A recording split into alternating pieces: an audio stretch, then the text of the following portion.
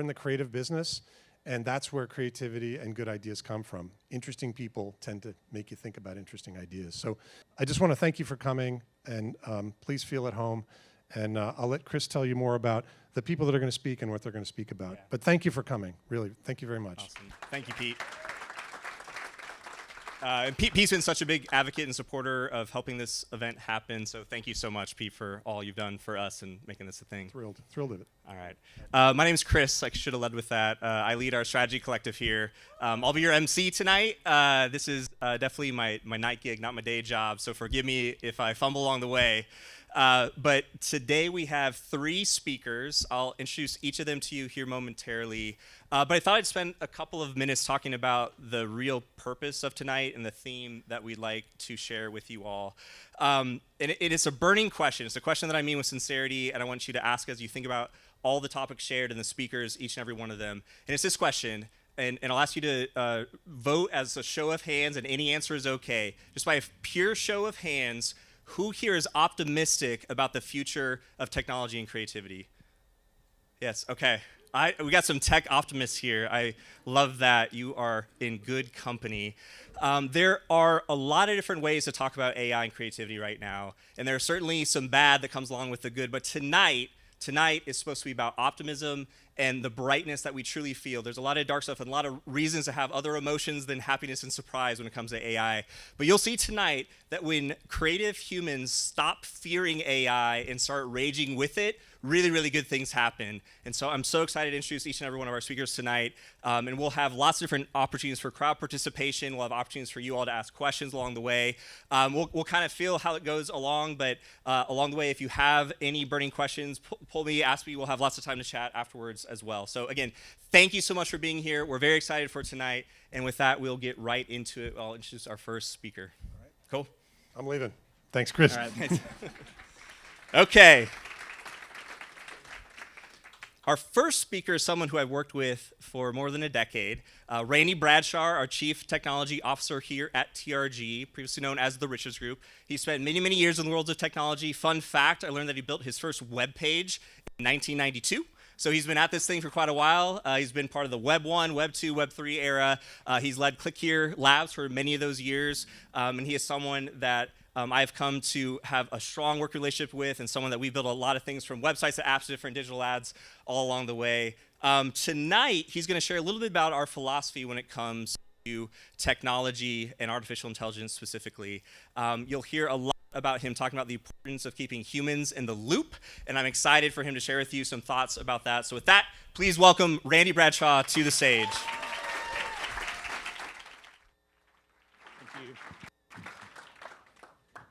Evening. So I'll go ahead and get this out of the way. Yes, I did start when I was 4. That joke never gets old. I've got some questions to kind of kick us off. So let me see a show of hands. How many of you use AI daily or regularly, either professionally or personally? Nerds. Okay, that's more than I thought. Sorry, I got to take this spam call. It's good. All right, so when you use it, so is it generally more just chat GPT, ask it questions, or have you delved into the agentic world? Show of hands for agentic world. I know a lot of my nerds and real geeks in here, so I love that. Okay. All right, how much autonomy do you give it? That's a big question, right? So, yeah, how much? About this much? Yeah. Do you have recurring nightmares or dreams of being turned into paper clips? Right. Google that one if you didn't know what I'm talking about. How many of you are familiar with the term AI alignment? Okay, so AI alignment is basically how artificial intelligence align with human wants and needs, right? It's values, it's how does it represent, replicate, and align with our values. So anyone here know who Summer Yu is, Y-U-E? That's good, this will be fun. So Summer Yu is She's Meta, or Facebook's, Director of AI Alignment. And she has the distinction, this has been in a lot of the AI circles lately, she has the distinction of she let AI run amok with her. And so there's an agentic framework called OpenClaw. Some of you are shaking your head, so we're very familiar with it. The rest of you, not as big a nerds as I thought. That's okay. We'll get there. So Summer turned this agent on, and she pointed it to her email box, and she gave it full, and I'll use the term destructive permissions for her mailbox. And the prompt was simple. Check this inbox and suggest what you would archive or delete. Important part. Don't action until I tell you to. Issues with that. It was the wrong inbox. And then the context window was reached. That's a real nerdy thing, but basically she just filled it all up because it loaded all of her emails in, and it started deleting them. And she was watching it in real time through the interface with the agent. And she did what you would expect from the director of AI alignment for Meta. She said, eventually she did. She repeated, she said, "Do not do that." Nothing. It continued to churn. "Stop. Don't do anything." It continued to churn. Deleting email, hundreds of emails. And then she did what you would expect to work in all caps, because that's the key, right? She said, "Stop OpenClaw." Nothing, right? So ultimately she, to use her quote, she ran like she was defusing a bomb to her office and killed all the processes on the machine, okay? After deleting hundreds of her emails. So the issues with it, obviously, wrong inbox, destructive permissions, too much autonomy, not enough oversight, right? So oversight's critical. So that kind of brings us to human in the loop. So the TRG philosophy with regard to artificial intelligence is human in the loop. So we apply human oversight, insights, and stewardship to everything that we do. There's nothing that comes out of here that we use artificial intelligence for that is not reviewed and approved by an actual real person or a carbon life form. Let's go there. Right, not a paperclip. So the reason that that's important and valuable is that we retain the subject matter expertise, right? So we know how to ask the right questions in the prompts. We know how to verify the output, and we know how to communicate the results, right? We've built a number of tools that allow some of our disciplines to do things that are to do them in a much shorter amount of time, right? Some things, a couple of examples, we've built some tools for some of our SEO engineers that allow them to do things that would have taken a week. They do it in about 6 minutes now, right? But they have to know what to ask. They have to know how to vet and interpret that output. And they have to know how to communicate the recommendations and those things. So still critical, still essential, right? Because we're charged with a great deal of responsibility with the brands that we work with as part of the agency. So we own the expertise, we own that oversight, and it's not to be underestimated. So the goal isn't to replace us. That's the fear, right? That's the fear. And you hear a lot about it in the press that AI is coming for us. It's an extinction event, right? Well, you have to ask yourself, who benefits from that attitude? Who benefits from that headline, right? It's not. It's not that smart. Sure seems like it, but it's not that smart, right? There's no sentience. It's a fun word, isn't it? So the goal isn't to replace us. The question that we never ask ourselves as part of TRG is, how do we do more with less, right? Because that's the concern. That's the question that everybody comes into, and that's when you start talking about head count. Okay, how many jobs can we cut? How many people can we cut out of this discipline or whatever? That's the wrong question, and that's not a question that we ask. The question that we ask is, how do we do a lot more with what we have, right? So how do we use these tools to scale? So AI allows us to test, to explore, to create, and we'll talk more about this is the demos tonight. So that one precious commodity is time, right? So time is a very rare and precious resource for us. I had a conversation with another CTO. Yeah, we've got a club. And he said something to me, and we were talking about some of the projects that we've worked on within our respective organizations. And he said, we've done things that we would have never even attempted before because the time commitment would have been so severe, so significant, we wouldn't even considered it, right? But we were able to do it in a few days. So it's about time, right? So it takes time to get things right. It takes time to get things wrong. Which do you learn more from, when you get stuff right or do you get stuff wrong? Right. Yeah, it's when you fail, right?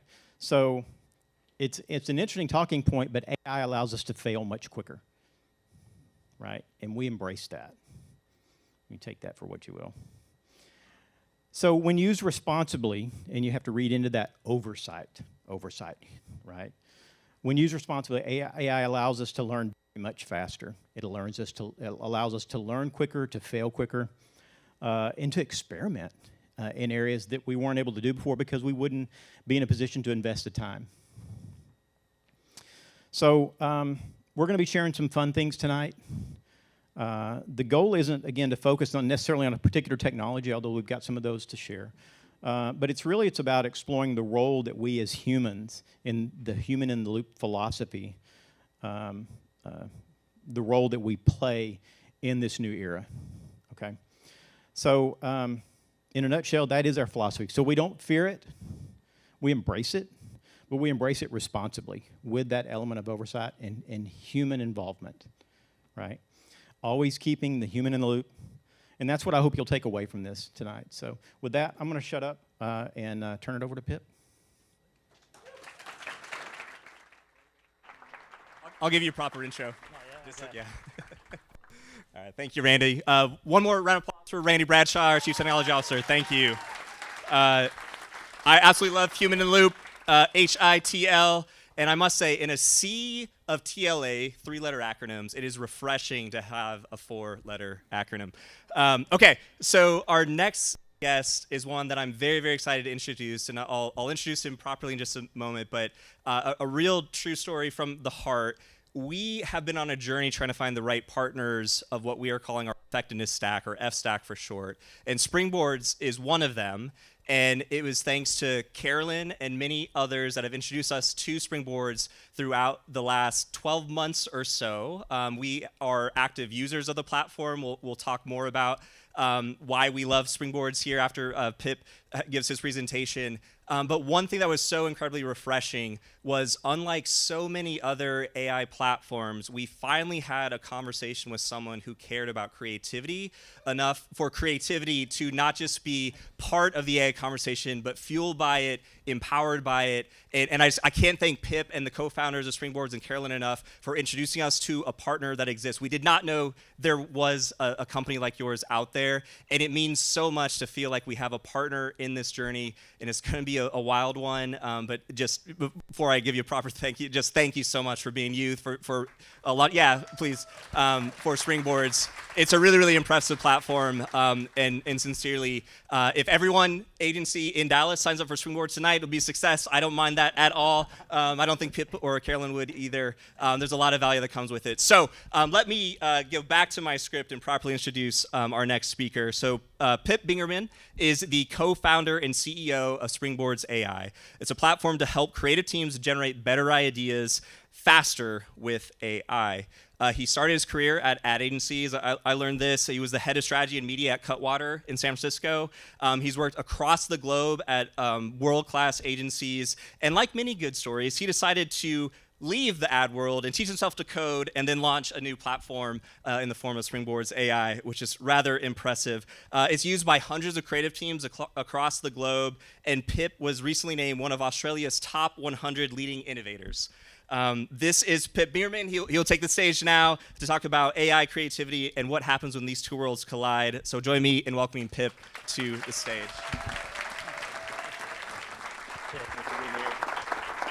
Thank you. I feel a little bit embarrassed now, because half of that's true and half of it's embellishment. But just a massive thank you to TRG and putting this on as well. Like I said, I've been in the ad world for about 15 years, and I've always admired the work that's come out of this shop right here. And so it's kind of really special just to come in and actually see the physical spaces, particularly in a world where you sit behind a screen a lot of the time. So it's, I'd just like to say a massive thank you for having us and giving us this opportunity. So today's about raging with the machines. Before we rage with the machines, though, I do want to rage against the machines. Because I don't love AI. I really don't. It's something that actually makes me a little bit angry, and almost the reason why we ended up like building Springboards in the first part. So we're going to start with raging against the machine, and then we're going to rage with the machine. Raging with the machine is going to involve everyone, though, and if it sucks, it's your fault. It's not my fault. Okay. So we're going to get into that, and we're going to play around and we're going to experiment, because I think that is the most interesting and fun thing about AI, is when you get in and play with it. Two other founders. My wife, Amy, has also spent about 15 years in agencies. She was at 215 McCann in SF, media agencies, creative agencies, then she was at Twitter and Shopify. And then our third co-founder is a guy called Kieran Brown. Kieran is, I often say, well, he's the magic behind the business. He's genuinely one of the loveliest people I've ever met in my entire life. But he was a creative who did art school, and then after doing art school decided to get a PhD in machine learning and ended up at Google playing with their AI tools when they were kind of too scared to release them into the world. And all three of us got whacked. We all got laid off at the same time in 2022. We all went client side and we all didn't have jobs. We didn't know Kieran. We got introduced to him. He doesn't have a LinkedIn profile. He's got his website, which literally has his research papers and his artworks. And we got very, very lucky to find Kieran. And that's kind of like who we are and where we come from. So we often say that we're creative people that learn how to code. We're not coders learning about creativity. And so what we've built is this thing called Springboards. Not going to go into it. It's a tool that helps you to inspire ideas, not give you the answers. And as I mentioned, why I want to rage against the machines, I often say that we're a self-loathing AI company because I don't love AI all that much. And it's mainly because of people like this who come out and say, AI is going to handle 95% of what marketers, agencies, and strategists are going to do in future. And then you've got this dude over here who's going to go, we're going to get to the point where you just give us your credit card and trust us and we'll run everything. From the company who got caught out for lying about metrics, okay? And so I just hate this world. I think this is a terrifying thought where we hand over creativity to an algorithm and feed it into a social algorithm that then dictates what we see. And I think that's just a really scary place to get to. And so, like I mentioned, I kind of want to rage against these things for a little bit and tell you 3 reasons why I don't like them, but there's a lot that I love about them as well. So don't get me wrong, I kind of sit on the fence and I hate myself some days and I like myself the others. And these are the 3 things that I kind of just wanted to bring up before we get into playing with it, that I don't love about these things. So one is that they give everyone the same answers. I'm going to talk about that in a minute. 2 is that they're just too safe. They're too damn safe for good creative ideas. And the 3rd thing is this agentic fallacy. I just don't believe in this agentic world, and for a couple of reasons. And this is some people will have a totally different point of view, and that's totally okay as well, but each to their own. Okay, so what do I mean when they say they give us all the same answers? And so we're going to do a bit of a magic trick. I want everyone to get out their phones right now and open up your favorite language model. and I want you to put into whatever language model you open, give me a random number between 1 and 10.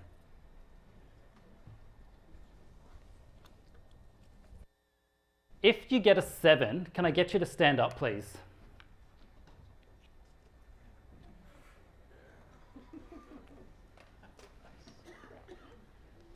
Or if you don't do it, stand up as well, because it's okay not to do it, but that's just like, let's just get some level stuff. So either you don't do it,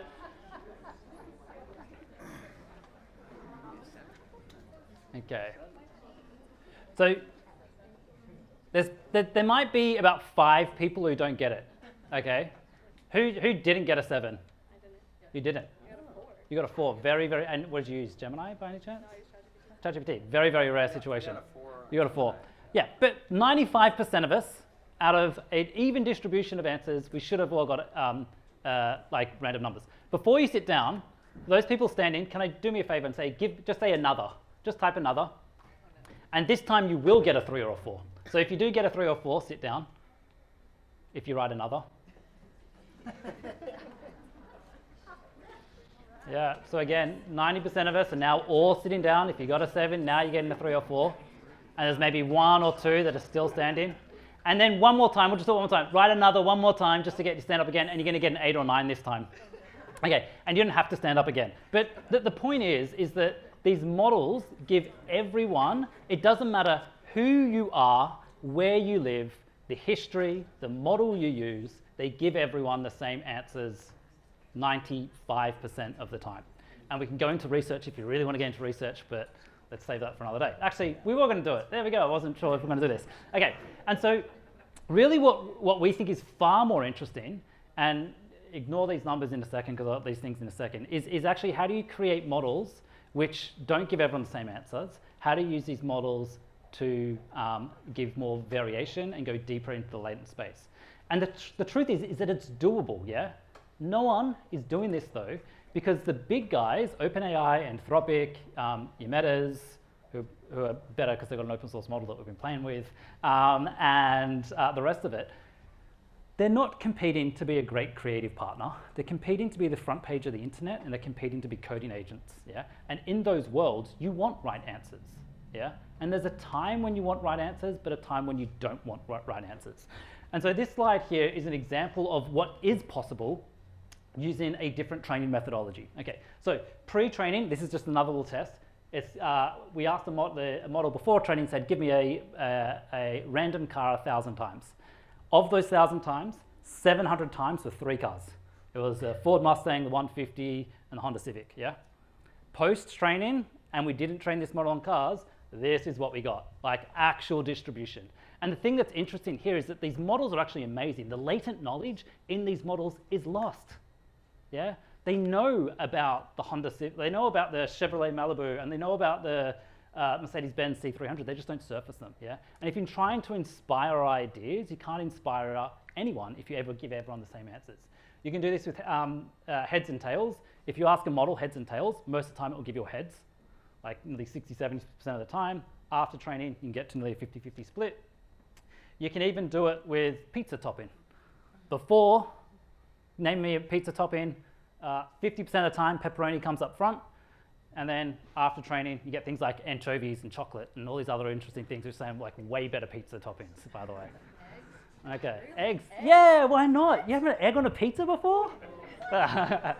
Okay, and so we've been playing with these things, and we're getting very close to releasing that model in the next month. But we've also been playing with ads, yeah? And we wanted to take the piss, is an Australian term for it, out of OpenAI, because what they promise is not what they deliver. So does anyone remember or see the ad, the road trip ad? Yes. Yeah? Did people not see it? Do you want to watch it again? We'll just watch it. You don't want to watch it again? Okay, we'll just watch it again, because I want to show you what we did with it, because then it's funny. Okay. Every single day, you know, the usual mom stuff. All right, so Oh, you got the point. you can tell me where we're going now? Absolutely not. Why?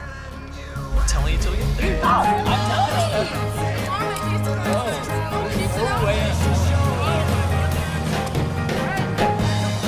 So it's a nice little spot about a brother and sister who actually on a road trip, yeah? It's not reality. So we decided that what would happen if they really used the model, and this is what we created.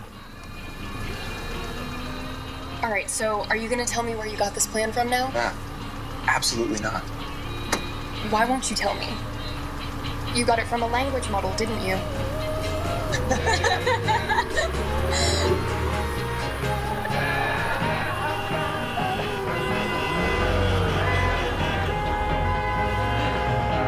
Okay.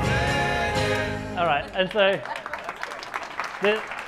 I was hoping we'd get sued for this spot because I thought it'd be hilarious if they sent us like a cease and desist for infringement of copyright. And the funny thing with this is that when we actually did this spot, we had to go back into production and change it because the faces were so similar that we actually felt icky still in the actors' likeness and faces. So we went back into production and tried to change them as much as possible.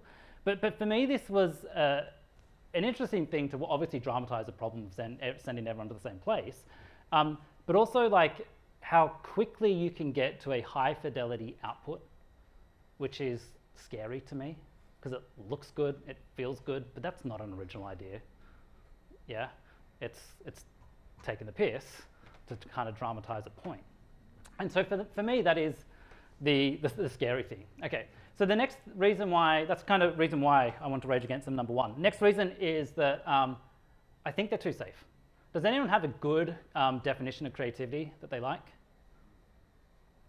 It's okay if you don't. No? The MC has one. Oh. Novelty that works. Novelty that works. That's a great one. Yeah, beautiful. I love the idea, the one that I usually go is it's like anything that breaks you out of a pattern, which is novelty that works, yeah? It's novelty that works to like go, oh shit, there's something different there. And I always find it weird that we expect models which are built to be probabilistic machines and expect them to give you novelty answers, yeah? And so we actually did some research on this. I'm not going to go into a white paper here, but this is a research where we got, there's around 5,000 people in the ad industry around the world. They did 12,000 matchings of text-based ideas. We called it Tinder for ideas. So we said, here's an insight for BMW. Which one do you like? Swipe left or swipe right?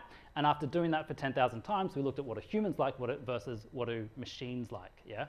And so the interesting thing here on the left is what the humans liked. And ignore these bars because what these bars are actually saying, this bottom section here is just, it's such a tiny scale that pretty much what it said is that humans couldn't really tell the difference between the models that they were served. Yeah, it was basically a 50-50 bet of liking one model over the other after 12,000 matchups. We did that same test where we gave the LLM the exact same test as the humans and asked them which model's best. And so the interesting thing here is that the models that the LLMs loved were reasoning models. The top two models were reasoning models, which to me suggests that they like logical things and they don't like novelty that works, that gets you to a leap to somewhere else. The scary thing though is that how confident, and if you look at the scale, it's like scale is on a scale of 0 to 1, on the other side is 0.1, yeah? And so these models are so confident in their belief of what's good and what's bad, and they're so confidently wrong. And I think half of it is just because they do want safe, they want logic, they want basic ideas. And so I was going to do this live, but I don't know if I'm going to have time to do it. But there's another little thing you can do by yourself. Take the lyrics of your favorite song and copy and paste them into ChatGPT and say, oh, I wrote this song. Can you rate it for me and then improve it and then score them? Yeah, and it will take that song, and I did it with Rage Against the Machine, and I took one of their songs and said, oh yeah, it's pretty angry, I give it about a 6, this is where you can improve it, and like, let's add some more structure into it, and now it's an 8. I'm like, really? You ripped out all of the emotion and all of the swear words and the cuss words that like take impact out of it. Yeah, exactly. That actually turn it into good work, yeah? They're just too safe. They're trying to sit on the line all the time. Okay. And I'm not going to ask who's used an agent before because we've kind of got a show of hands, about 3 or 4 of us. And so the last thing I want to touch on is why I rage against them is this idea of agents taking over the world. And it is very, very similar to kind of what Randy just mentioned, is that the companies that are out there push in that like we don't do any coding anymore, and like AI does everything for us, are the same people hiring hundreds and hundreds of engineers. And like, if they're not writing any code and they've already got 1,000 engineers, why are you hiring more? Like, it doesn't make much sense to me. In fact, the number of engineers that has been going up for a very, very long time, yeah? And so I think the people, the interest, the reason why they go out and say that is because they raise not millions of dollars, they're raising hundreds of billions of dollars on a future where this is right. And so they're just completely trying to shovel their own pockets full of cash and making everyone else scared. I kind of hate that, yeah? And no one ever talks about like, what is the real cost of an agent, okay? And I don't know what the real cost of an agent is, but I asked ChatGPT and it would have a better idea for me. And I just said, how much does it cost to run an agent 24/7? And it said, anywhere from 50 to 1,500 USD, but let's take it $1,000 to a complicated agent, $1,000 a month to run that agent, yeah? And then I said, well, how many agents do you need to replace a human? It's like probably 8 to 10. And so if you look at the cost of like actually running the cost of replacing a human, guess what? It's the same cost as a human. And the other problem with that is that the token, and so the reasons for that is that these agentic systems use a lot of tokens. They do loops, they read a lot of bullshit, useless stuff, and then they go back and they loop it and loop it and loop it and loop it and loop it again, and they burn and burn tokens, yeah? The real cost, though, isn't at 132,000 because those tokens, the cost of those tokens are subsidized by the same VCs who are convincing everyone right now that they should be investing in us because it's going to replace everyone's jobs, yeah? And then the third thing this doesn't measure is the cost of actually having someone do that task. The great thing about humans is that we get better every single day. And these models are static. Of course, they release models which are big improvements, but they don't learn from doing a previous task. You just do it again and again and again, yeah? And for creativity, I don't think they do it very well. All right, so that's my kind of rage against the machines, why I hate them, boo, down with AI. And now let's talk why I love AI and let's have a little bit of fun, yeah? Any questions on any of that though, actually? I might just kind of like pause. Yeah, we've got one over here. How would you say AI is not Love the shirt. better every day? I think The models themselves. so it's like, okay, it may suck today, but after 2 hours, it's getting better, isn't it? Not the baseline model. So that model that you're using right now, it is not getting better at that task for doing it the one time. It is running the same processes as it did last time. There will be a new model that comes out, but they won't be able to keep releasing new models forever. Obviously, the rate at which that's growing at the moment is kind of crazy. There's a lot of competition going into there. But the model doesn't learn from doing the thing. It just does the thing. Does it learn? I mean, why does it ask you, like, let us learn from you? You know, it gives you that option when you sign on, you know? Like, Because, yeah, in the system prompts, they'll say, ask the user questions before you go and start doing the tasks. And so a lot of this can actually be hidden with like clever prompting versus actually the model improving and getting better at a certain task. and then the nuance, too, like, once it gets to know you and your taste and your past work, you know? Like, I just feel like those But yeah, kind of, for like basic people, just like not giving it like the smooth talk before you ask it to prompt, you know? 'Cause Yeah. that's the smooth talking you can do to get it to be yeah. kind of like you. I'm just, Yeah, 100% agree with that. Like that's all context, yeah? And that is understanding you, but sometimes you don't want it to be the same as well. Like it becomes an echo chamber of one, which it can also be a scary thing. Yeah. Don't you have reinforced learning though, which is kind of helping the model kind of improve itself? Which goes into the next model development versus the current model. Yes, the current one that you're saying, yep. Tokens, can you explain what those are? Oh man. Tokens, okay. Tokens in the simplest sense are 4 characters. Words are made up of tokens. The word word is probably 1 token. It's 4 characters, W-O-R-D, but the word words is probably 2 tokens, where word is 1 token and the S is another token. Tokens are numbers that map to embedding spaces, and they're pretty much doing maths to work out what the likely word is by combining stuff. And that's a bad explanation, but it's complicated. Okay, all right.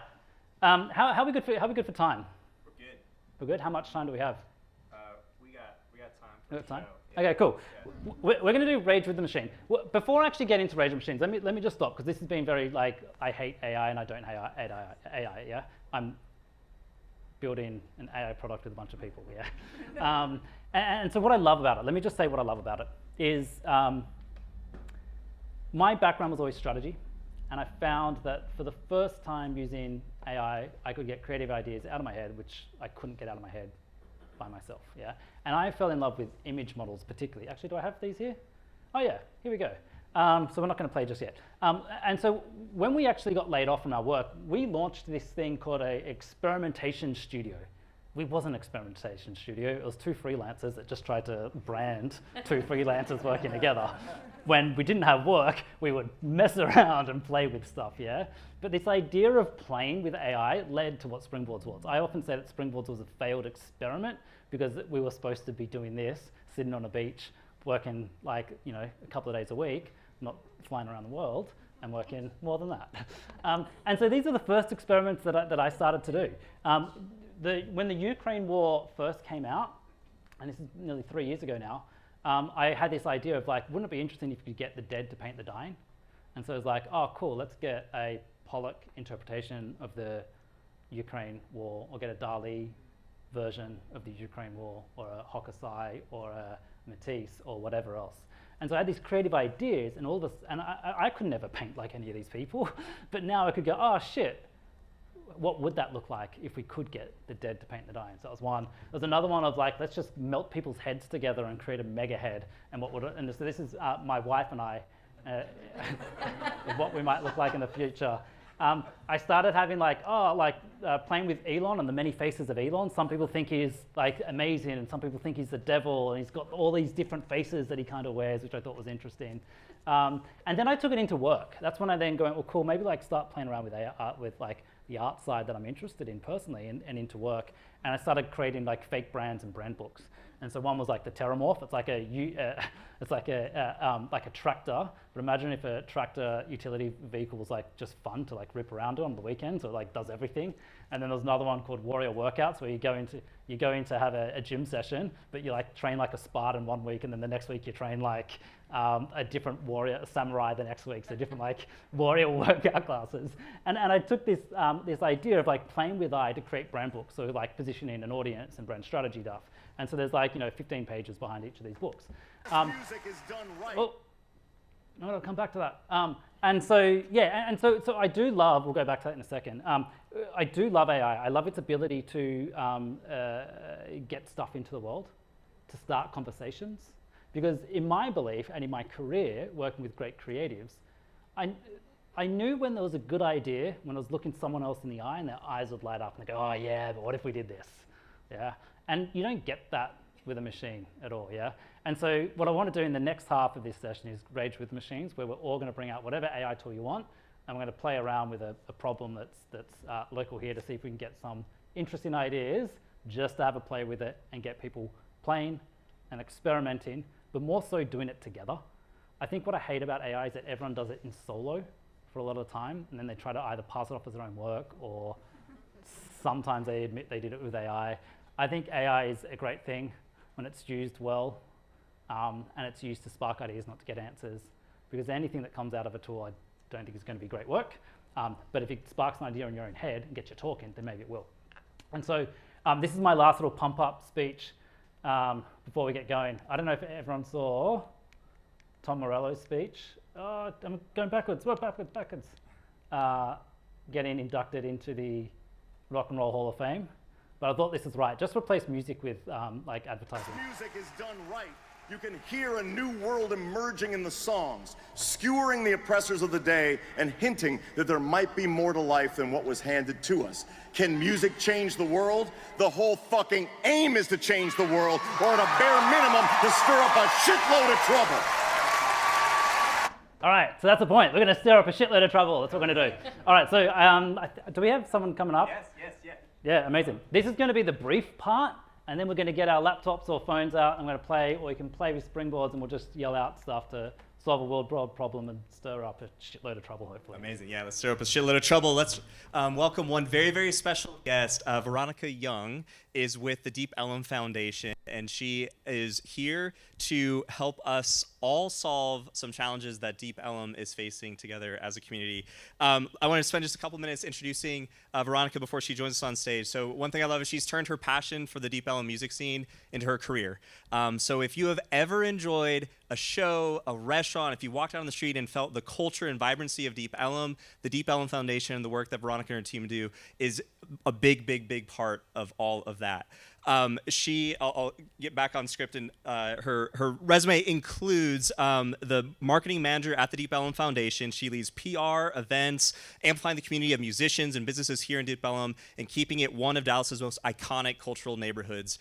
We love Deep Ellum as our home. We're so glad that you're here. Would you mind joining me on stage and introducing a little bit of the Deep Ellum Foundation? Yeah, please, round of applause. I'll give you my mic. Okay. Hello. Full disclosure, I thought I was just meeting like 2 people here today. So I had to get that so I can share that with my mom. So yeah, I'm Veronica Young. As he mentioned, I work for the Deep Ellum Foundation. I've had the pleasure of working for them for 3 years now, but I've been a local in this neighborhood for well over, we'll say 90s. Been here many lives in the neighborhood. And yes, I work for the Deep Ellum Foundation. We are a 501c3 nonprofit. We manage the public improvement district of Deep Ellum, so that includes anything from maintenance to outreach to public safety to marketing and promotions, which is where I come in. We're a small team, but we're mighty. We rely heavily on our community and our business owners really to just kind of keep the energy and the vibe of Deep Ellum going online and everywhere. So, yeah. Amazing. Thank you, Veronica. One more round of applause, please. Thank you so much for being here. We are going to have some fun solving some challenges that Deep Ellum is facing right now.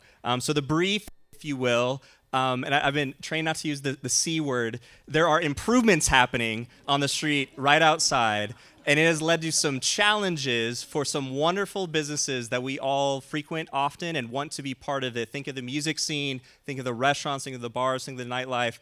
That stuff must exist with people coming to Deep Ellum and being patrons and supporters of the arts and our local businesses. So, as we get into the prompts of today that Pip will lead, we'd love you to shout out some suggestions how to maybe help improve the opportunity for Deep Ellum to remain a vibrant, thriving community of artists, local businesses.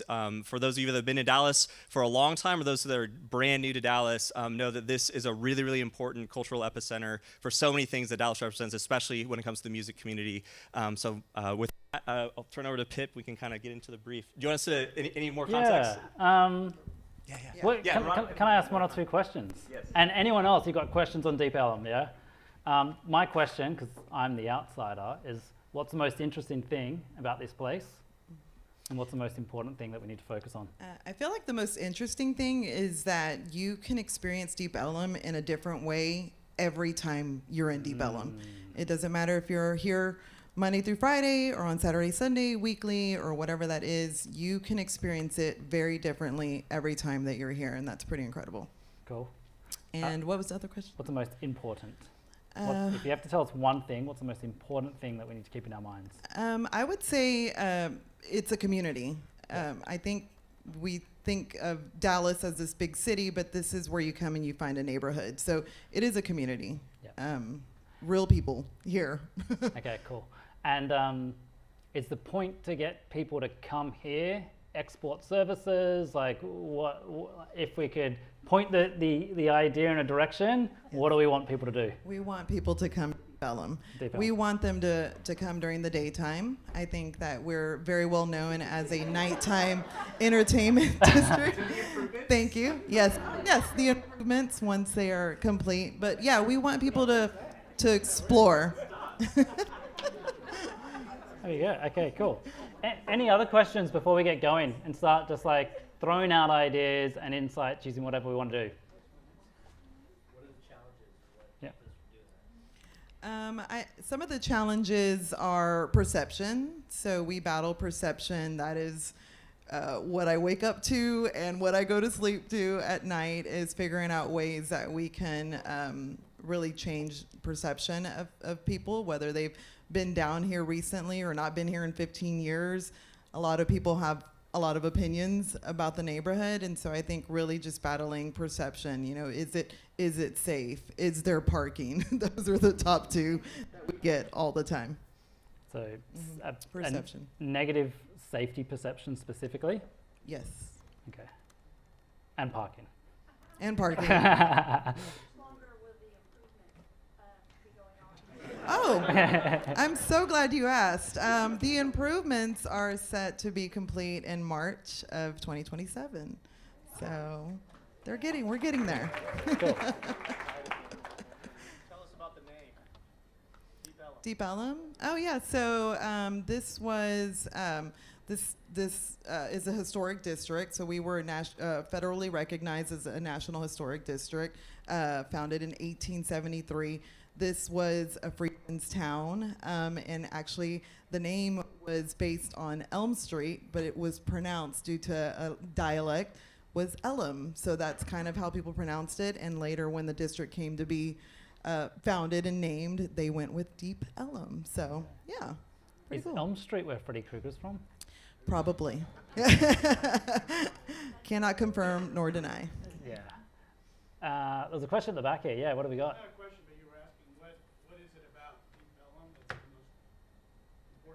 Yeah. And it's not, to me, it's eclectic neighborhood. It's not like any other place in Dallas. Yeah. People come down here to experience that. It's not polished. It's not, all brand new. It's not LA. It's not New York. It's Deep Ellum, and it's just totally its own thing. If you were able to tap into that, I think that would be cool. Love it. All right. Amazing. Okay, so should we get into play? Yes. All right.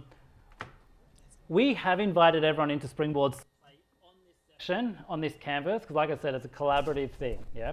If you have your laptops, it's the way to do it. If you don't worry about it. We can still take suggestions and throw them on here. And so the plan is to get to maybe 3 insights, 3 idea territories in, say, 10 minutes, just by throwing stuff out and seeing what starts to spark conversations and interest in types of angles. By the way, you don't have to use Springboards. Use whatever you like. Use ChatGPT, use Claude, use a mid-journey model, create an image, create anything that you think starts to capture some of the challenges that we've started to talk about.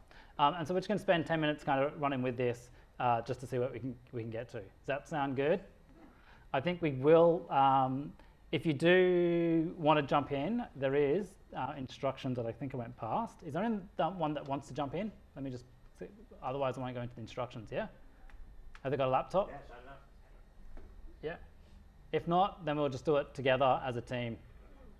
Yeah, okay, cool. Everyone here will actually get an invite so you can play with this afterwards. You can come into this canvas, you can play with it if you want to keep playing and exploring. But what we're going to do now is literally just jump in, and I'm just going to go straight into insights because I think that's going to be a starting place to jump with. But before I do that, I actually might try to summarize that problem as a problem statement. Okay, on this, I'm just going to just quickly, on the canvas, what's the problem we are going after? Make it succinct, behavioral problem, whatever. Okay, this should hopefully just summarize what we've just said here, which is people, their community angle, challenges of negative safety perceptions, trying to bring out those eclectic neighborhoods and the rest of it. And then from there, we're going to just start throwing insights. I'm going to be dialing up the voltage. If there's anything that you guys like, just yell it out. We'll pin it. We'll chuck onto the canvas. It's going to be a messy space. And then from there, we'll hopefully start to create some different territories. Oh, what's happening here? Let me see if the internet's, oh, that's bizarre. Let's go there. Let's just try that one more time. I've never seen inconsistent user interaction patterns. This is why you don't do live demos. And if not, I will just chuck it in manually because it's easier. Construction, not the C word, as interrupt, development, don't know what's happening there. No, that's wrong. It's plain naughty. Construction has interrupted deep Ellum community, and we want to get people back to experience the eclectic mix of the community. Okay, cool. Let's just see how that goes. All right, so what it's going to do is hopefully just spark a couple of different insights for us. If anyone has, if we like any of these, let's just pin them, and then we will play with these later. I don't know if everyone can see that clearly, but let's just run with that. Let me just make that bigger. Oh, let me make that bigger. Where my boards? There we go. There's this idea of feeling like chaos, but there is a bit of community, and I'm guessing the chaos is probably coming because of the construction. Let me see. Number 3 is good. Yeah. This one remains the same unique escape, you remember. Okay, that's nice. Okay, cool. Anyone else? And I'm just going to throw these down in inside a dumping ground area. Definitely the live music resurgence. Live music resurgence, which was Number two. Cultural 2. Love it.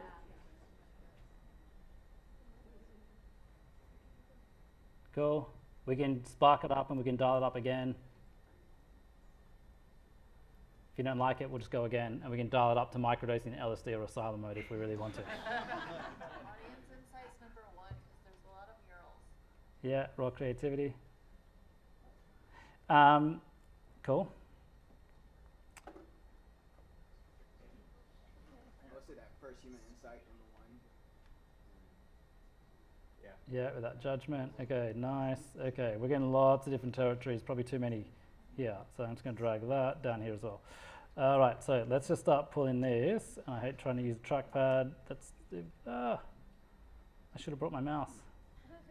Trackpad work. All right, that's going to have to do over here.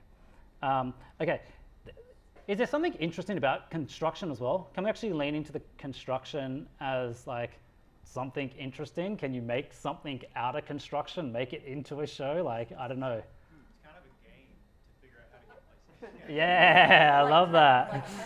Yeah, it's a game. There we go. The construction is a game.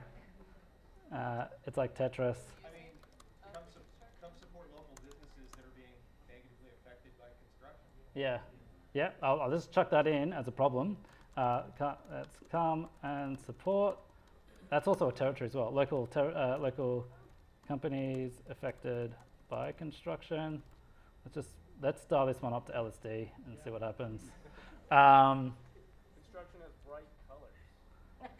Yeah. Fluoro used to be cool. Well, it does force you to walk, right? Yeah. Forces you to walk, exactly. It's like progress. And the beeping helps with creativity.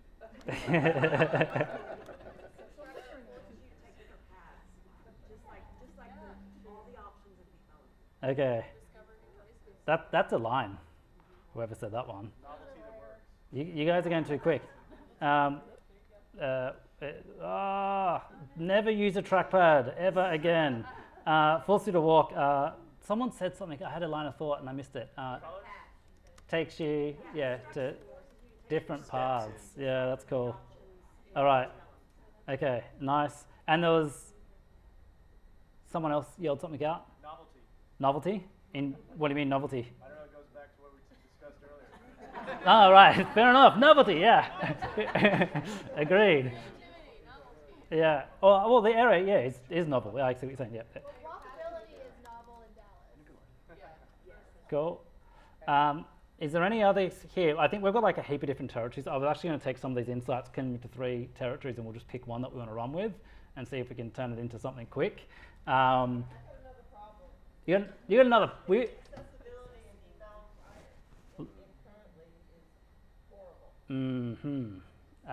Massively agreed. So that is a totally different problem. Accessibility problem sucks at the moment. That's the technical term for they need to do better. All right. Is there anything else here? Let's just dial it up one more time. And if not, we're going to take some of these insights and these territories. We're going to turn them into a territory, and we'll see if we can get to an idea. There's, again, the noise of, where was that one? I lost it. There was this idea of like the noise of the construction is actually part of the music.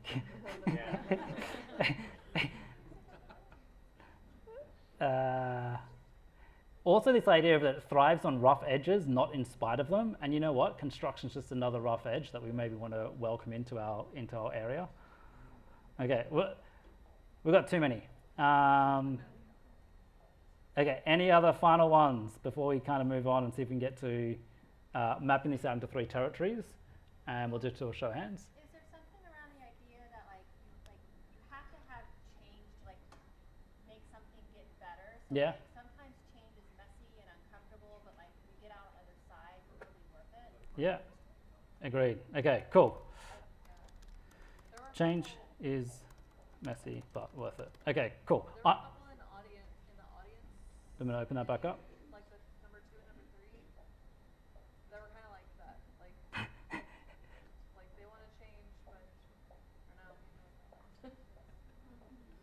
There was something about like people don't get outside of their normal places, and this can help you get outside your normal.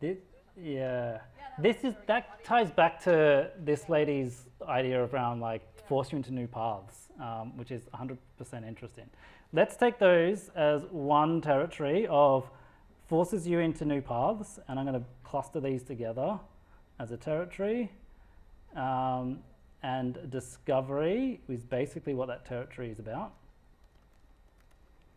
Is there any other ones that people remember from the top of their heads that sounded that rings true to them? I like the whole idea of rough edges, like the improvement is just part of the rough edges that we've grown to love from Deep Ellum, because it really is unlike any other place in Dallas. It's usually polished and pristine, and the grit of Deep Ellum I think is that's just part of it. Cool. All right, so that's 2. We've got rough edges, which is it's part of us. I think to piggyback on that, there's this perception of like Dallasites being prudes almost, right? Like everywhere we go, we like everything to be perfect, and like our experiences have to be one way or another. Yeah. And I think to what Jimmy had mentioned, there's the eclectic piece of Deep Ellum that really is true to a lot of human beings, and a lot of us get to be ourselves in Deep Ellum. Yeah. Be yourself, yeah. Like, side by side. Yeah. It's the part of Dallas that feels most like a city. What do you mean? Like, just weird, eclectic, different, not built in the last 5 minutes. Yeah. There's a So little grit, there's a little dirt. Does construction change that? Maybe. I think the grit's going to find its way back. Yeah. It's like experience the grit before it's gone. Before it's gone. Yeah. But it will be back.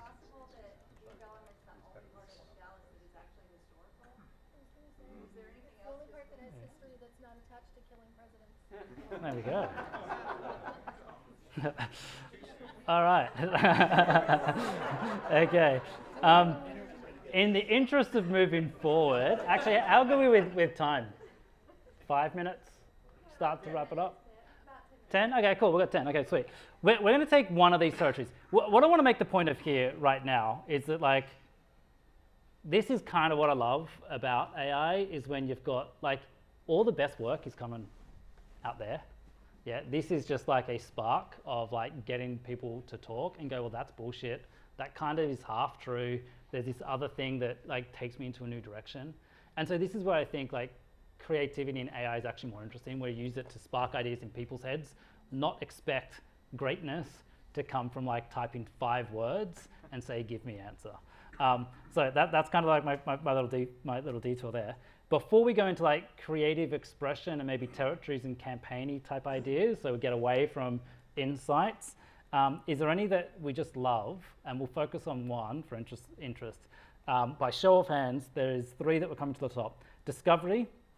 So we complain about the construction, but it's actually taken us to different paths. And what this area has always been about is discovery, yeah? So there's a territory around discovery that we have on the table.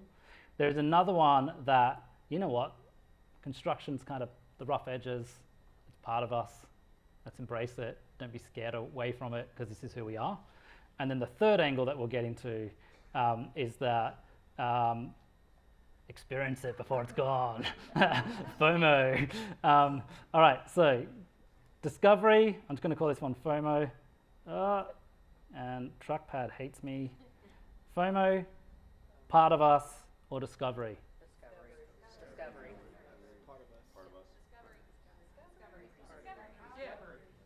Discovery? I'm hearing discovery. All right. Okay. Veronica votes discovery. Okay, discovery.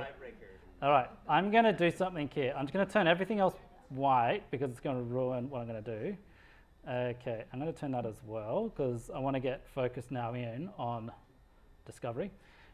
Let's just turn that into a quick brief, and what I'm going to do is I can probably let's go. Let's see if this works this time. On the canvas is random thoughts and ideas for deep Ellum. Green area is about discovery, getting people here. Can you help rewrite this into a combined concrete insight? Because I'm being lazy, and really what I should do is just write it myself because I probably said it better than what this thing is going to do right now, but it's going to make it easier for me. I love all the prompts. Yeah, I know. Okay, people say they want to discover something new, but when friction gets in the way, they default to what's familiar. Deep Ellum is most of live when it's hardest to reach, but that's exactly when people stop showing up. That's a bit off. Let's go. Nah. Nah. Make it about the construction is the positive part. It helps us, forces us to explore. I can't spell, but luckily AI doesn't care about spelling. Okay, problem is come support local, come support by construction, and so that's not local companies, community. All right. Whatever, Spark. All right, I'm just going to turn this into a quick brief, and you'll see why, and it's not going to be a perfect brief, but then we're going to go into like campaign, territory, and directions. We could be going down different paths, but I'm just going to show you a few things. So we're going to get urban explorers embracing catered dance. I hate this, too poetic. That's why you got to go and just like.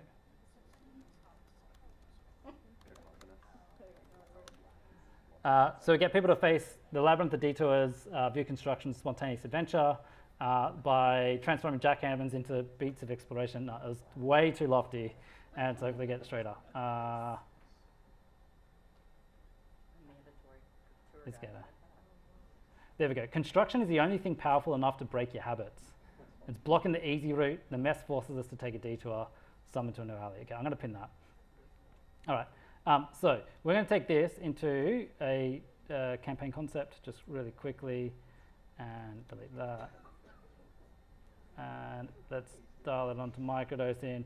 Okay, hopefully what we're going to get now is like some campaign thought starters jumping off this territory. They're going to be in different categories. If we don't like them, we'll just spark again. But hopefully there's something that starts to stick as a campaign territory, or that we can blow into like types of different executions.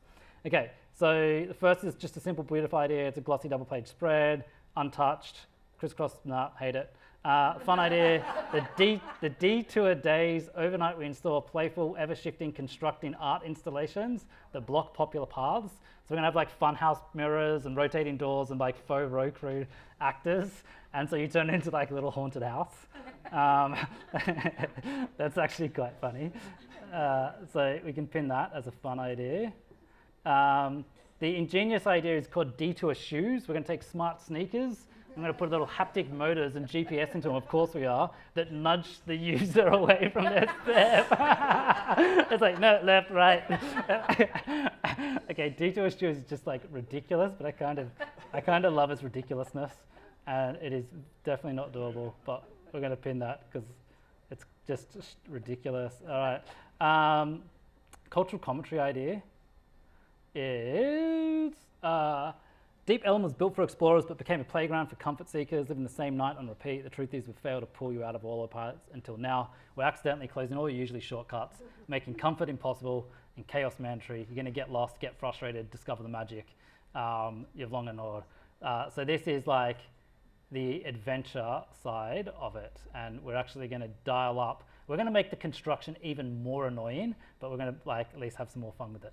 And then partner with Google Maps, Detour Playground. No, let's just go again. No, Spark again. Anything else? Anything else that's sparking ideas in your heads right now? Thinking of detours, like a good detour for Commerce Street is Blues Alley. It's right here. Oh yeah. Cut through, and it's 30 plus murals. Oh, amazing. You can drive down it, you can walk down it, and you can bypass Commerce Street. Blues Alley Detour. So now, like, you can see how that can turn into its own, like, kind of campaign idea. Love that. Let's take one of these. The bootleg map. Nah. Scavenger hunt, like a scavenger hunt that you can only get Yeah. certain places that are different, that you have to have a We'll certain take that. number of places that you visit. Cool. Yeah, a little contest angle. Okay, last thing we're going to do, because I think we're probably on time now, is should we turn it into a script and a storyboard quickly, or just leave it at that? Script. And how wild do we want a script to be? Asylum? I warn you. All right. What do you want to take? Which campaign do you want to take into a script? And again, I hate using the tool this way, but that's fine. We can either do the detour days where we install ever-shifting construction, so we add to the construction and turn it into fun. We can take our little stupid shoes that are gonna like make it really discomfortable. We can take a scavenger hunt, or we can take like just focus in on the Blues Alley detour and go from there. Any love for anything? Stupid shoes? Yeah. Anyone else for stupid shoes? Two? Let's do it. All right, we're taking stupid shoes. What we should do is rewrite it first, but I can't be bothered to do that right now. And let's just see what happens. Where am I done? What? This is, I'm just going to click refresh, sorry. Boards, execution generator.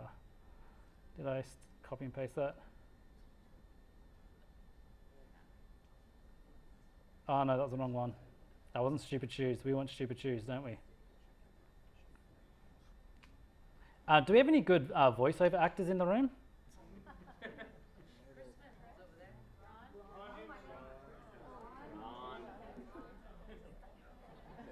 Okay, Ron. And then brand, product, here we go. If not, it's going to be me. You don't have to, Ron. I don't know who you are. I know a brand script or an absurd jingle. Let's see how this goes. Absurd jingle? All right, here we go. Okay, it is going to be absurd because we've dialed it up. So a man, Anthony, in his 30s, is walking with purpose, head down towards a familiar bar. The street is a blur of neon and brick, and he hears this distant buzzing. He close up on his sneakers, sleek, black, a faint of blue glow emanates from the sole. The shoes vibrate, almost shivering. Suddenly his left shoe gently nudges his foot to the right. The body pivots almost imperceptibly away from the bar. He goes, "What? I want my drink."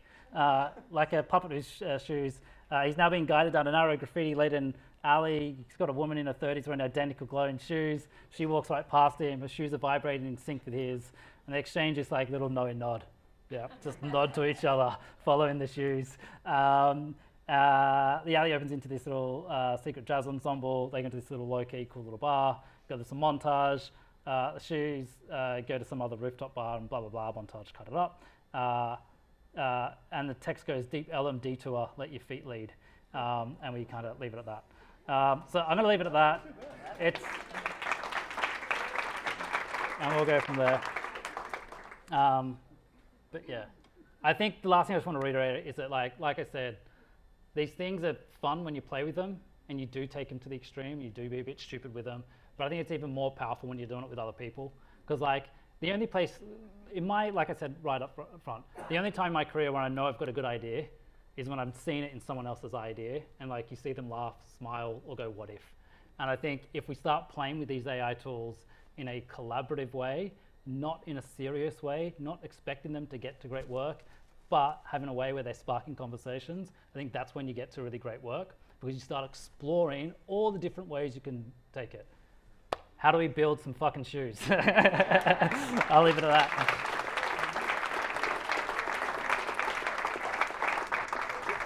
Two big things. First, can we give Veronica an enormous round of applause for being here and letting us think about the Deep Ellum Foundation and how to improve Deep Ellum overall. Thank you so much for being here. We really appreciate it. Thank you. Thank you for the work that you do and the impact you make on the community. And Pip, before you run away, thank you so much, man. I really appreciate this show. It's inspiring. This was amazing. Yeah, thank you so much. Pleasure. All right. Thank you. Okay, so with that, we have one more speaker this evening, someone that I've worked with for the better part of the last decade, Dustin Ballard. Yes. Many of us know Dustin here at TRG for his brilliant work as an art director and creative director. Writer and creative director. My apologies, Dustin. But you also know him for his brilliant work behind There, I Ruined It, one of the more popular and incredible music, humor, AI mashups that you'll ever see. He's going to share with you a little bit more about that. And that led him on a journey to the TED conference in Vancouver this past year. It is absolutely incredible the accomplishment this is to actually know a TED speaker from the TED conference. He is going to perform that for you tonight and share a little bit more about how he thinks of creativity and AI. Dustin, if you can come take the stage, please. Thank you. Hello. Andy Colston designed this. All right, so I will start today with some obscure music history. So if you're a David Bowie fan, you may already know this, but the chorus of the song Starman was actually borrowed from a 1937 blues song by T-Bone Henderson, which I'll play you a clip of here.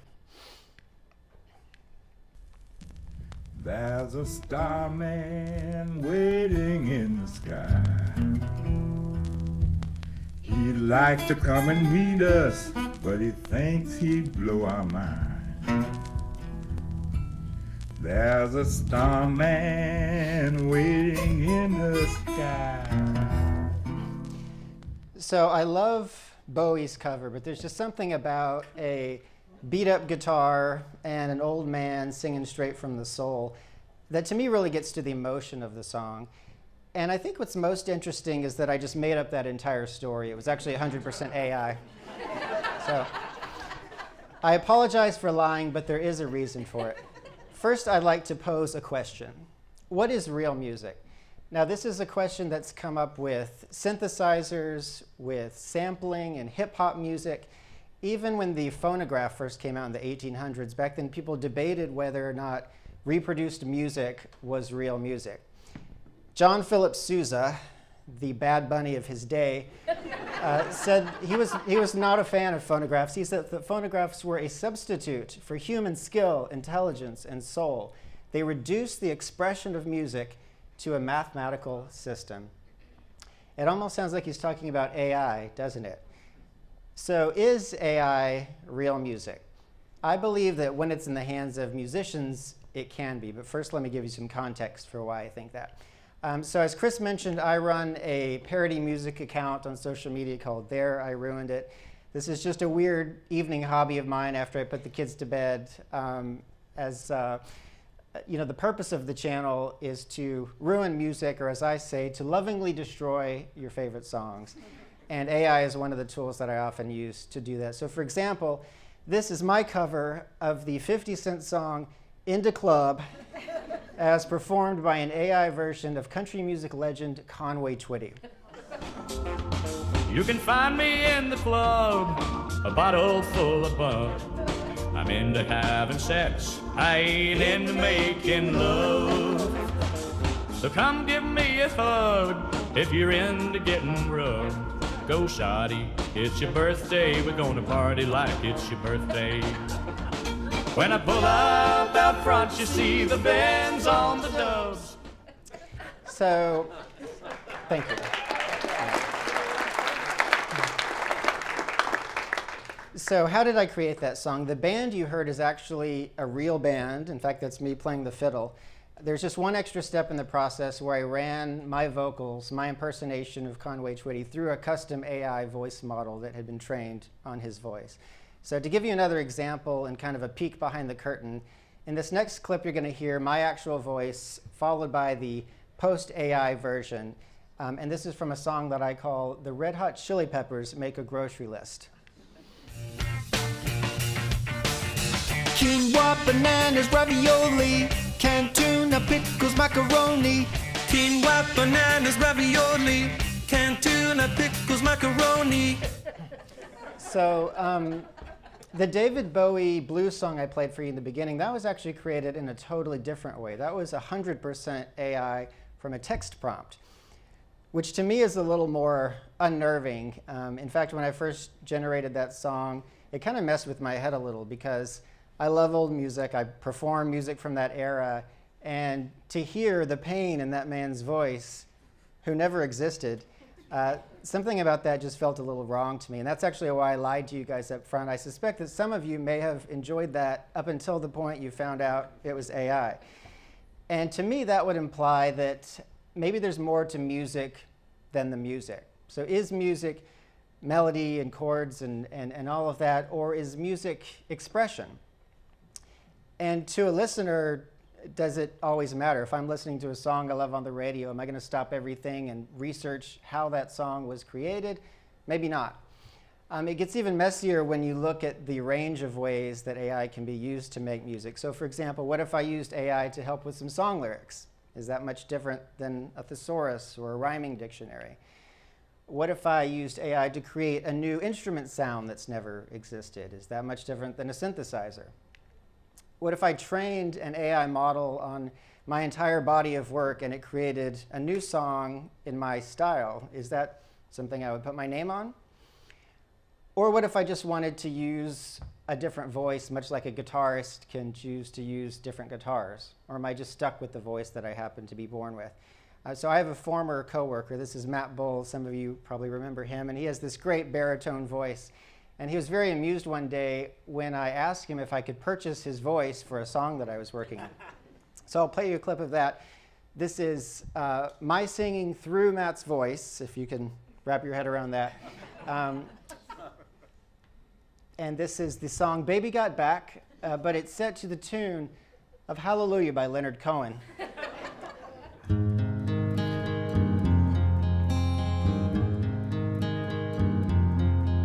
I like big butts, I cannot lie. You other brothers can't deny. When around things in your face, you get sprung. When a girl walks in, you pull up tough, 'cause you notice that her butt was stuffed. My homeboys tried to warn me so horny.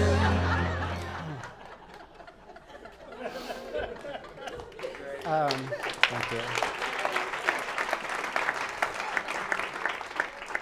When I played that at the TED Talk, I looked down at that moment and Sir Richard Dawkins, the evolutionary biologist, was like in the front row, just with this look on his face, like maybe I shouldn't have attended this one. So I'll give you one more example. This next clip, you're going to hear a melody I made up on my violin, and then I ask AI to turn that into a dramatic movie score.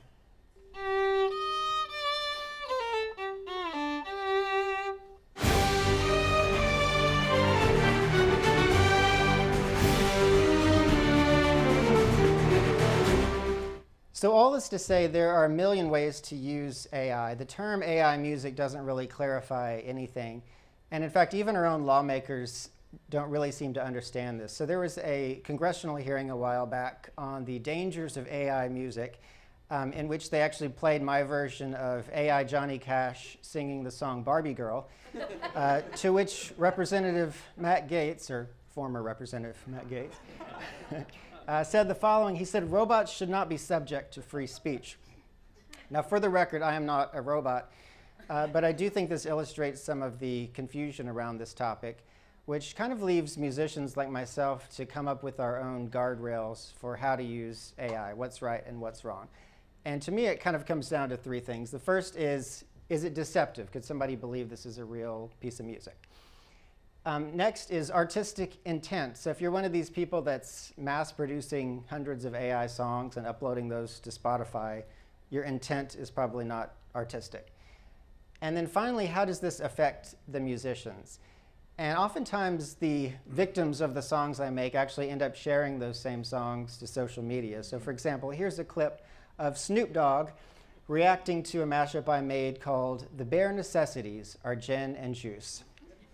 May I kick a little something for the G and make a few ends as I breeze through 2 in the morning and the party's still jumping cause my mama ain't home. I got bitches in the living room getting it on and they ain't leaving till 6 in the morning. So what you wanna do? Shit, I got a pocket full of ruffles and my homeboys do too. Thank you.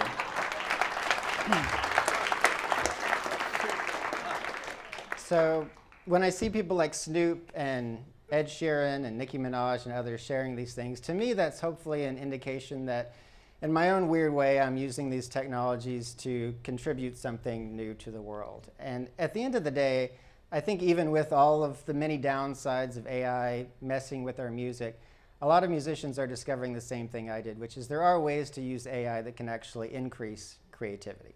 I think we could see new songs, new sounds, new styles that maybe we can't even imagine today, much like it would have been hard for somebody like John Philip Sousa to have imagined this final monstrosity I'm going to play for you guys. This is a song that when my wife heard it, she said, "This is the stupidest thing I've ever seen." And this goes out to all the Nickelback fans in the audience. Look at this photograph. It's a photo of a photograph. There's another freaking photograph because I photographed a photograph. So many photographs makes me want to take a photograph. I should probably hang that photograph next to my photo of a photograph. Look at this photograph. Every time I do it makes me laugh. Hear the sounds of the ragtime dance. All the gals want to get in my pants. But back to that photograph. It reminds me of the photograph before the photo of that photograph, when it was just a normal photograph.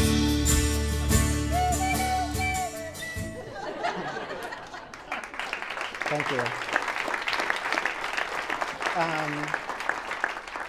So to springboard off of this conversation, so to speak, I was curious if there might be a way for me to incorporate springboards into my workflow. So out of curiosity, I gave it an idea of what the channel was all about, and I asked it for some song mashup ideas. And right out of the gate, it came up with all kinds of fun stuff to try. There's Johnny Cash, EDM, mixing Bohemian Rhapsody with Beyonce's Single Ladies, and on and on. So I picked one of these that seemed like it might be musically interesting to try. I chose Take On Me with Mr. Brightside, so kind of like an 80s synth emo vibe. And with your permission, I thought we would do a world debut of a new There I Randy. Okay. All right, I call this song Take On Me, Mr. Brightside.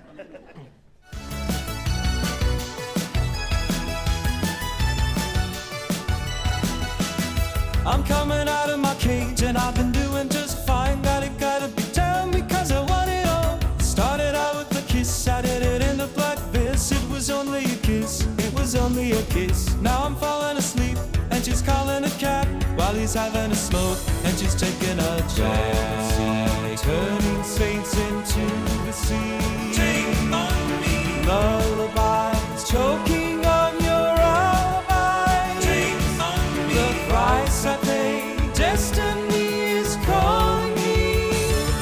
Into your eyes, 'cause I'm Mr. Brightside.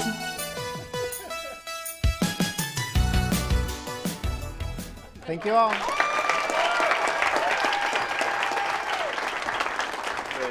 Thanks. That was awesome. One more. I'll ask for more round of applause. Don't worry.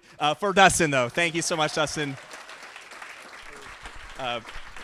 Brilliant writer, musician, creative director, one of my favorite people, and someone that I brag to all my family and friends back home around the dinner table and say, I know someone who spoke at TED, which is pretty cool.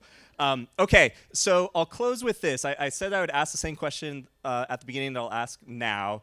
By a show of hands, who is feeling optimistic about the future of creativity and technology? Yes, okay, good. We have achieved the purpose of tonight. I do sincerely hope that you go with a level of inspiration and optimism about how to use machines, rage with them, as the theme suggests. If you're interested in Springboards, please connect with anyone on the TRG side, but Carolyn as well as Pip. If you're interested in anything that Dustin shared with you, you don't already follow him on YouTube, on TikTok, on Instagram, you can check him out, all of his work. It's one of my favorite follows, something I look forward to every time he posts. Please support him in all the ways, because as these things go, there's a lot of questions from YouTube about copyright and that sort of thing. It is 100% parody and is covered in the statute of law that I'm aware of as not a lawyer, but the DMA Copyright Act. So what he does is absolutely wonderful. Please follow him and support as well. My last close, and I'll ask for this to be the soundtrack of applause. I'm going to list all the different individuals who was part of making tonight happen. This has been months in the making. There's so many people that have been part of this that I cannot thank enough, but I will try in this moment. So as I read these names, please applaud and get louder and louder, and that's how we'll walk off stage together with one warm round of applause. So to the Springboards team, thank you for being here. Yeah, sorry, let's go. To Pip, to Carolyn for being here, for flying all the way in from Sydney. Thank you, Dustin, for sharing your TED Talk with us. Randy for helping us to keep humans in the loop. Veronica for being here for the Deep Ellum Foundation. Thank you, Pete. Thank you, Michelle. Thank you, Rhonda. She's gone above and beyond at so many different points to make tonight happen. Thank you, Megan. Thank you, Zach. Thank you, Christopher. Thank you, Paul. Thank you, Tyrone. Thank you, Lisa. Thank you, Karen. Thank you, Cherry. Thank you, Anthony. Thank you, Justin. Thank you, Rose, for the amazing poster art. Thank you, Stephen, for the incredible animation. Thank you, Amy, for greeting all of our guests and being part of this. And thank you all for being here. It is so meaningful. We'll keep doing this thing again and again. Thank you so much. Good night. Go rage with the machine. Neighborhood with you. So let's make the most of this beautiful day.